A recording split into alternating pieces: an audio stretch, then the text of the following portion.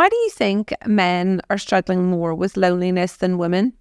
I think because it's really hard to talk about. And an example being, like, I've moved around a lot. So I grew up in Adelaide, I've lived in Canberra, I've lived in Hobart, Brisbane, and now on the sunny coast. And I know a lot of guys have done the same. They're doing fly in, fly out work. So they're spending a lot of time away from family, or they just really struggle to make friends. And this is an interesting one because I met a guy through podcasting and he's happened to be on the sunny coast. And one day we said, oh, let's catch up and have some lunch or something like that. And we all say this, but we never do it. Like, it's just something that's nice to say. And we have this vision in our head, oh, yeah, that'd be nice to catch up with that person. But we never do it. We feel socially awkward about that. And so that sat there for about 6 months. And then eventually we touched base again and said, hey, let's go and do this coffee thing or lunch thing. And we did. We booked it in. We did it. We had a great conversation. We never met each other outside of a Zoom call. And I think we were there for about 2 hours having a cup of coffee, something to eat. At the end of it, he said, Simon, and we're 40-year-old men, right? He said, Simon, I want to be your friend. Like, this has been such a great conversation. I want to continue this. Let's do this again. And I felt really awkward and weird, but at the same time, I'm like, yes, I want the same thing. And so I said, to be your friend too, right? Why is this so hard for a 40-year-old to say? I've got a 7-year-old boy. He goes back to friends with someone who's just got the same colored t-shirt on. That's it. And so I think we can take a snapshot out of our kids' lives and go, you know what? If we're feeling disconnected, we're feeling lonely, when we move around a lot, it's very hard to break into new social circles, for example. And so let's take a leaf of our kids' book and just say, hey, do you want to be a mate? Let's go. Let's go grab a coffee or go for a surf or go climb a mountain or something, as opposed to what we're traditionally taught to do, which is go to the pub and beer. And that's a thing in itself, is like we think we have to go and drink. And we do that. And then those relationships stay very superficial. And we're slapping on these band-aids thinking that we're healing mental health by going to the pub, having a few beers, getting things off our chest. But what we're doing is we're not healing anything. We're just kicking it down the path for the next time that we feel the pain.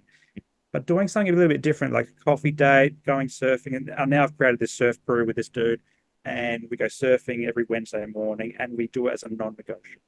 We grab a coffee afterwards. We're doing something healthy, and we're going deeper with our conversations. And I think a lot of guys say in that 40 and plus, age bracket are looking for that type of stuff. They're looking for deeper connection. But often it doesn't come because they're scared of saying, I need a friend or I need to do something. So I think let's do it. Let's go out and meet someone and say, hey, let's be a mate, and do it in a healthy way, not just going to the pub.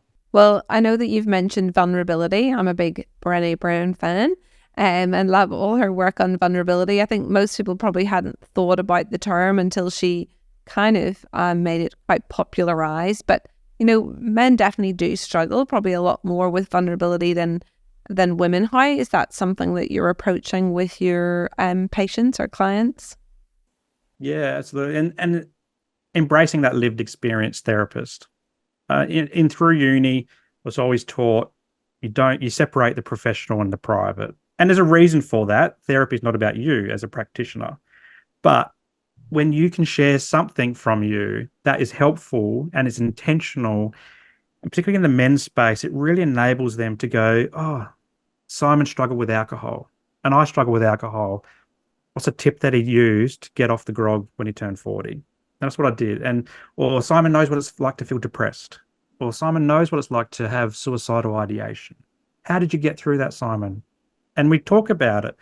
I often say to the guys, I don't do anything in session that I haven't done with my own therapist. So I'm learning from my own therapist as well, and my supervisors and all the people around me about what they do. And I share, because sharing is caring in this space. Like, we're not meant to just, be these robotic practitioners who only look at their book smarts and not their street smarts. People want the street smarts. And I think for the first 5, 6, 7 therapists that I went to, and same with the GPs, they were all the book smarts people, but they didn't come across as having those street smarts. But when I found that lived experience social worker when I burnt out, and that lived experience GP when I burnt out, I'm like, oh, we're talking the same language. It's so much easier than, you know what I'm saying when I say this. I don't have to articulate it in 3 different ways. And so for me, it's embracing that lived experience therapist and going, you know what? I'm human. I have my ups and downs. I'll say to my clients, they're like, how are you going today? I'm like, oh, I'm not doing too well today. My anxiety's up, or my OCD's up, or my depression's up. And they go, oh, thanks. That's awesome, because now I can talk about it too. And that's where I leave it there, unless they want to dive and say, okay, how do you process that? Because I'm thinking the same. Like, okay, well, let's explore that. But I always bring it back to them. So always about them and how can we use that lived experience for purpose. It's just not for me to debrief, because that's what I do in my own therapy sessions.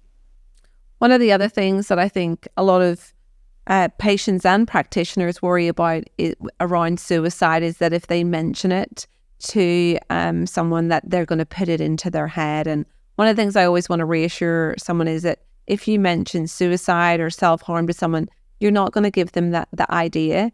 They've already thought about it. You're not putting it into their mind. And obviously for a lot of people, they're feeling like that's really outside their comfort zone. But I think, I would love to get it out there again. I'd love to normalize those conversations a lot more, and not to make someone feel like they have to become the therapist. Obviously, they can just be the friend or the mother or whoever. But I think, it's just to reassure people that just because you mention something, it's not putting it in their mind. They're already thinking of it anyway. Would you agree with that? Yeah, absolutely. And up until a couple of years ago, when I started my private practice, I hadn't been trained in suicide. I'd had suicidal ideation growing up, and it comes and goes. But I did this great training. It's a SIST program, so it's around applied suicide intervention strategies, stuff like that. And one of the best things I took from that is that, let's just say it. Are we talking about suicide? So once we do, we know, okay, we're talking about suicide. And you don't have to be a practitioner to ask that question. You can say, are we talking about suicide? Are we clear? Are we on the same page? And if someone says, yeah, I am, and if you're a practitioner and you're trained in that space, off you go. You do your suicide safety planning and whatever else you need to do. But if you're not, it could be like, oh, do you want me to, I don't know how to talk about suicide, about Lifeline or Men's Line. Men's Line's a great alternative to Lifeline. They're specialised in men's health. Or can I take you to the hospital where you can continue this? Or can I take you to your GP? Like, there are things you can do that doesn't involve you becoming the therapist and having that difficult conversation. But you're right. Just because we say it doesn't mean it's put into their head that they're going to then go do it. It actually opens the window and say, let's explore that. And suicide is just a word. It's the same as depression, as OCD, as mental health, as physical health. It's just a word in the dictionary. So if you can look at it from that lens and go, suicide is just an experience that we have in life. Once we're talking about it's open, we're into that conversation, then we know what we're dealing with. But if we assume, then that can cause more harm than good. And so we don't want to assume, we just want to name it, because once we name it, we can tame it. Amazing. I just wanted to ask you if you have any mindfulness hacks that you could share with the audience. Plenty of mindfulness hacks, but I think in light of what we talked about, it's nothing changes if nothing changes. So when we're talking about mental health, we've really got to identify it from within. They've got to identify that things aren't great. And so this is a great mindfulness hack, because it comes from within. It tunes into our values of how we want to live our lives and so forth. So that's the best one I can do, is look at yourself in the mirror. That can sound really daunting, or have a think about how you're showing up in life. And if it's not working out, or if it's not the life you wanted to live, make changes, whether it's your drinking, whether it's what you talk about in terms of your mental health, whether it's your career, your friendship circles. Make changes, because once you make positive changes, then more positivity comes, and then we can manage our health and well-being better, and we can normalize all these things. So that's start there, and then switch that own light bulb on inside, and just run with it. Once it's on, run with it.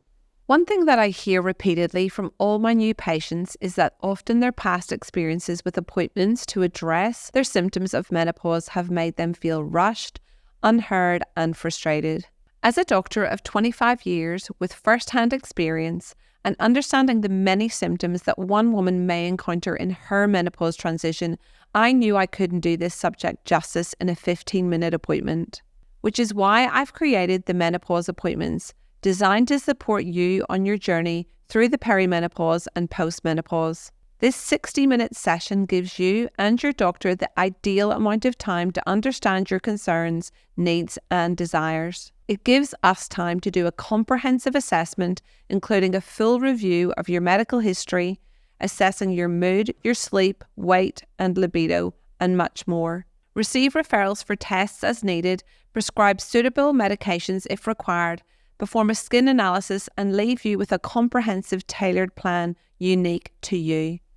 This is crafted to help smooth your transition through the perimenopause, postmenopause, and allow you to thrive, not just survive. If you or someone you know is experiencing perimenopause or continuing to have symptoms in the postmenopause, these appointments are for you. You can book an appointment with one of our doctors today. We have clinics located at Forster Speech and Newcastle, and you can book online at youbydrshaunawatts.com.au. This podcast and any information, advice, opinions, or statements within it do not constitute medical, healthcare, or other professional advice. Information is provided for educational and entertainment purposes only. If you have any health concerns, always consult your doctor.